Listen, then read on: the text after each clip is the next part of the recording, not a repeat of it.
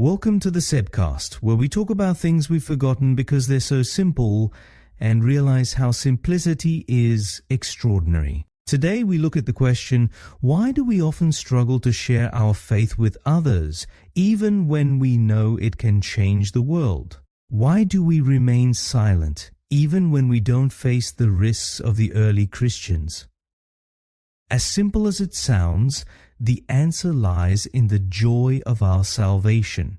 When you're afraid to talk about your faith, it's not just lacking courage. No, it's because you're not experiencing the joy of your salvation at that moment.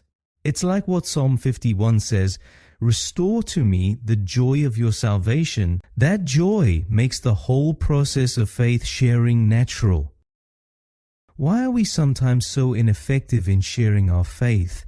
It often comes down to four things: pride, fear, pessimism, and indifference. But what does this mean in practice? Let's begin with pride.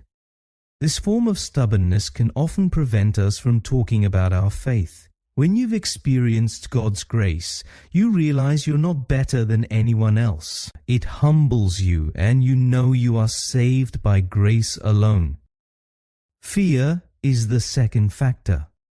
We fear people because we make their approval more important than God's love. But when you truly experience God's love, you become less afraid because your identity is rooted in Him, not what others think of you. And then there's pessimism. We often think that person will never change. But if you look at your life journey, you know only grace brought you here. Finally, indifference often arises when we no longer experience the joy of our salvation. Without that joy, talking about our faith feels like a burden. The secret is joy.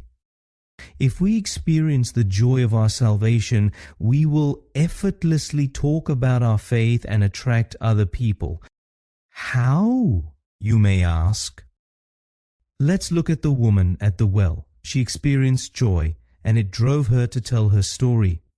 But why did people listen? There are two essential reasons. First, a peculiar character. Those who know God are like that burning bush Moses saw, something that catches people's attention, something inexplicable. The other is our unique offer of grace, forgiveness, and new life.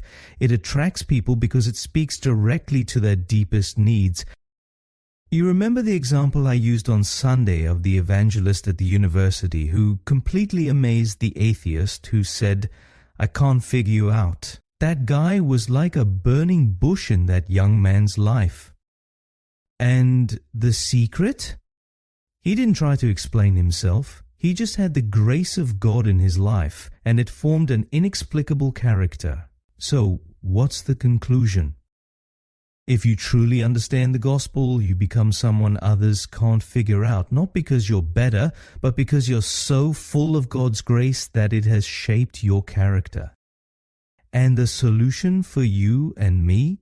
Psalm 51. Restore to me the joy of my salvation. When we experience that joy again, faith sharing will no longer be a duty, but the most natural thing in the world.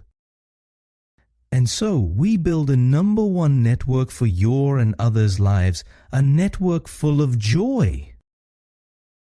Until tomorrow, take care.